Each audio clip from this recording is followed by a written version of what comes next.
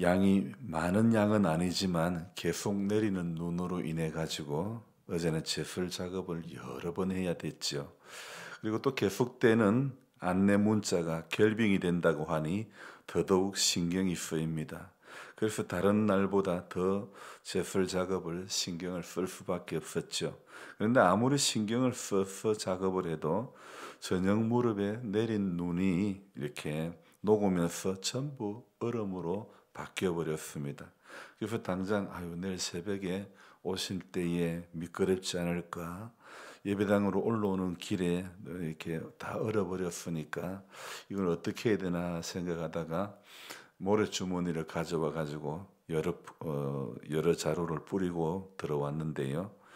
우리 연세가 있는 분들은 미끄러지거나 주저앉기만 해도 뼈가 부러지기 때문에 얼어붙은 경사로로 올라오기에 굉장히 위험하기 때문에 제가 신경이 많이 쓰였습니다. 오늘 새벽에 나와보니 가로등 불빛에 계속하여 흩날리는 눈이 보입니다. 여름에 보면 비가 찔끔 올 때는 그냥 한번 확 쏟아버리고 빨리 그쳤으면 하는 그런 마음이 드는데 오늘 지금 연일 계속 내리는 이 흩날리는 눈을 보니 꼭 그런 마음입니다. 시원하게 한번 내려버리고 그냥 그쳐버렸으면 좋겠다. 그런 생각을 해보는데요. 나이 들어서 맞이하는 눈은 어떤 추억 쌓기보다는 안전이 더 걱정이 되는 겁니다. 유다 자손을 선두로 하여 시내 광야로 이렇게 향해서 시내 광야를 출발해서 이렇게 가나안 땅을 향해서 가는 이스라엘 백성들이 어쩌면 이런 마음이 아닐까 생각해 봅니다.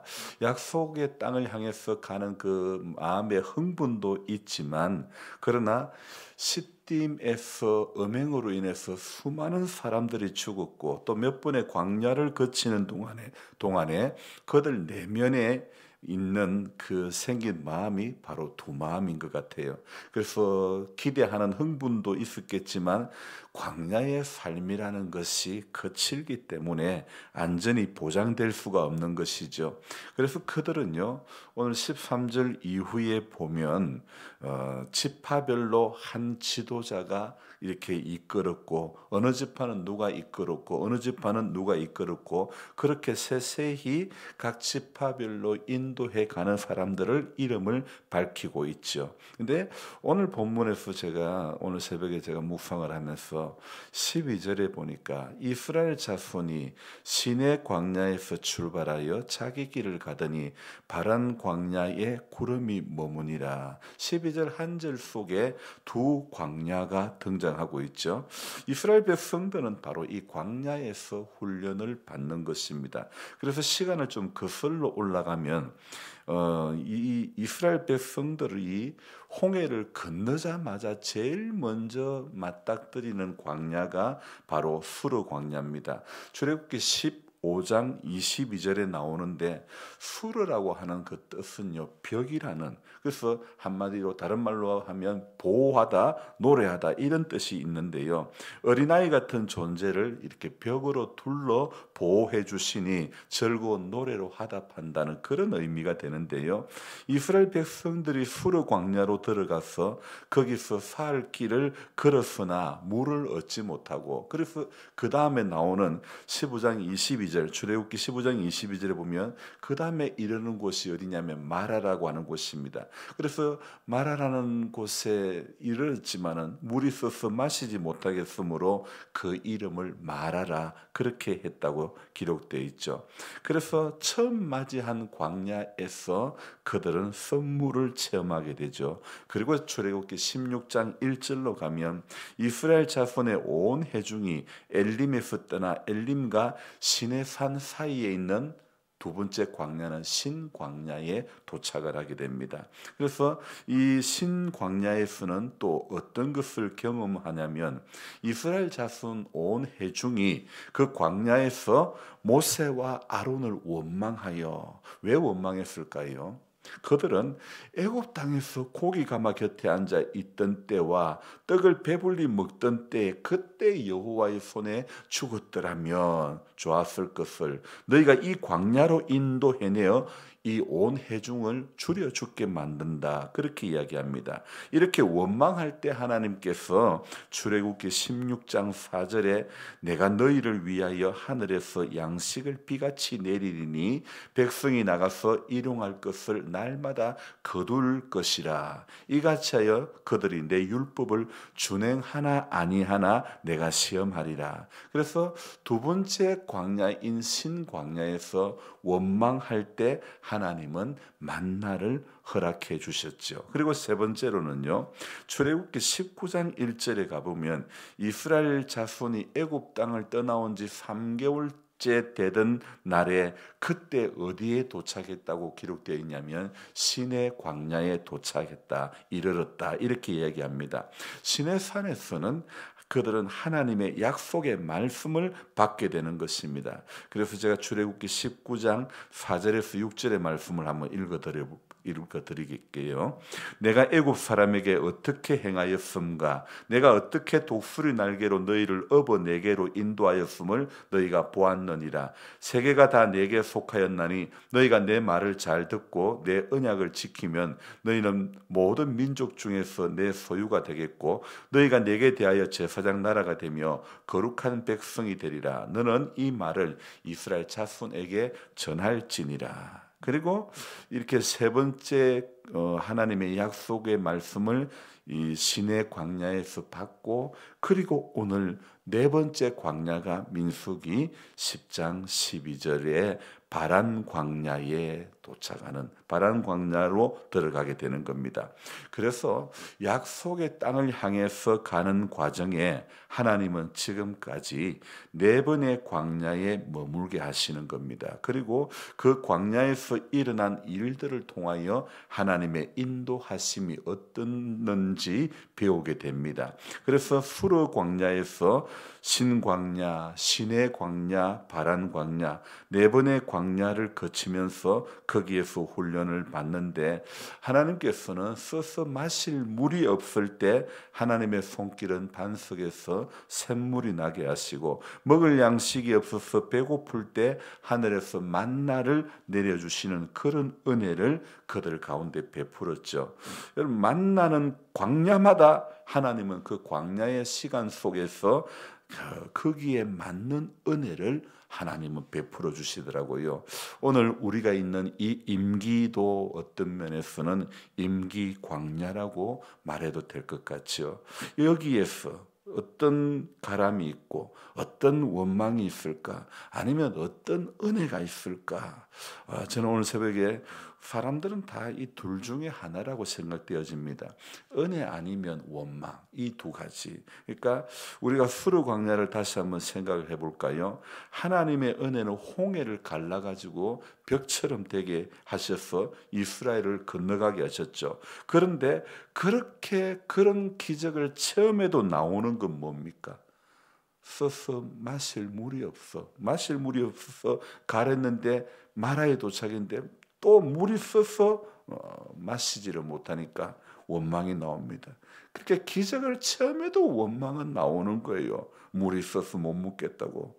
오늘 우리가 생각해 볼 수 있는 것은요, 사람들이 감사할 이유도 많지만은 원망할 이유도 많더라 이거예요. 그래서 우리가 여기에서 한번 우리 자신에게 질문을 해봐야 될 것 같습니다.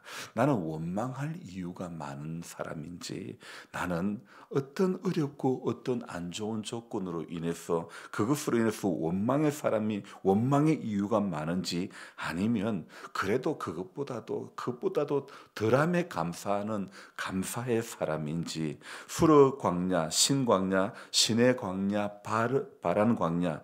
여러분, 광야는요, 오늘 이 비단 내 광야뿐만 아니라 인생을 살다 보면 광야는 끊임없이 우리 앞에 다가옵니다. 지금 우리가 살고 있는 이곳도 여기가 우리에게 아무리 좋은 조건이 충족되어 있어도 또 다른 광야의 형태에 불과하다는 것입니다. 그래서 여기는요, 우리가 사는 이곳은요, 훈련받는 곳이고 가야 할 곳은 가나안 땅이고 천국인 것입니다.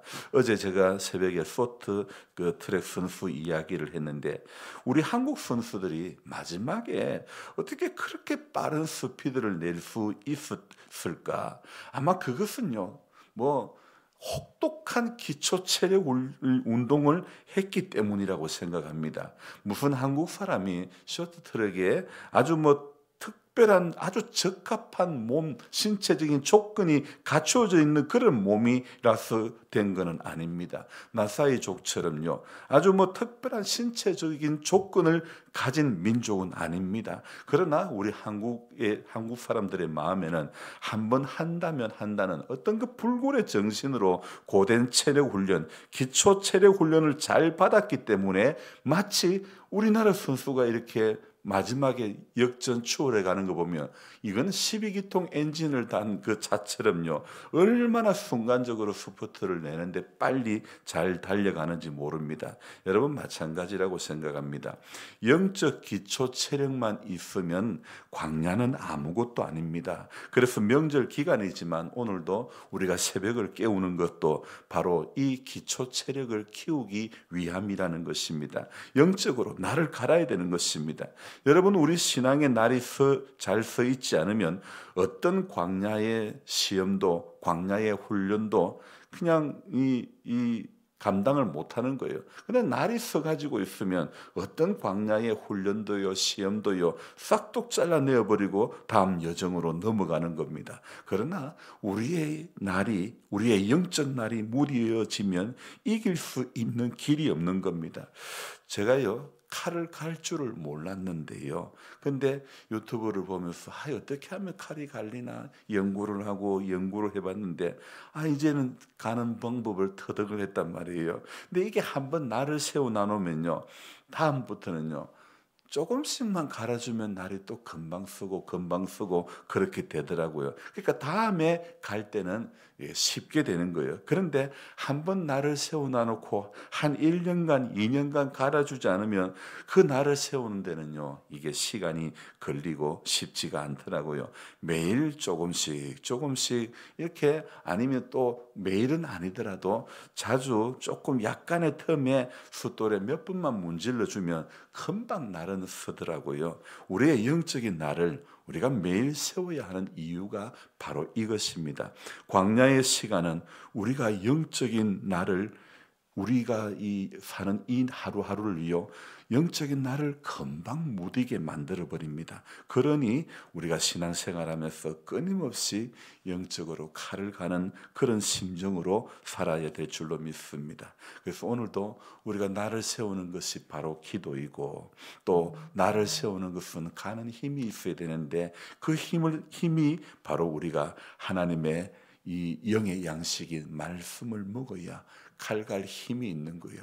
영적으로 나를 세울 수 있는 힘이 있는 것입니다. 오늘도 우리는 광야를 만날 수밖에 없는 그런 인생들입니다. 내 인생의 광야 시간에 무뎌진 칼 가지고 영적인 전장터에 나갈 수가 없는 것입니다. 그래서 내 인생의 숫돌되는 교회에서 우리가 오늘도 영적으로 하나님 앞에 나를 잘 세우는 성도가 되어야, 그래야 시험이 오나 겁없네 기쁨의 근원 되시는 예수를 위해서 살 수가 있는 겁니다. 영적으로 무뎌져서는 시험이 오도 금방 겁나고 다 그냥 겁이 나서 두려워 떨고 염려와 근심과 걱정밖에 나오는 게 없는 것입니다. 그래서 영적으로 오늘도 나를 세우기 위해서 자꾸 말씀을 먹고, 그러니까 가는 것은 말씀을 먹어야 갈아지는 거예요.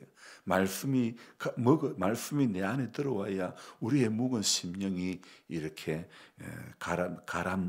영적인 가람들이 다 해소가 되는 것입니다. 그래서 오늘도 기도하면서 나를 세우고 또 말씀을 먹음으로 새 힘을 얻어서 숫돌질 잘할 수 있는 그런 저와 여러분들이 되시기를 소망합니다. 기도하겠습니다.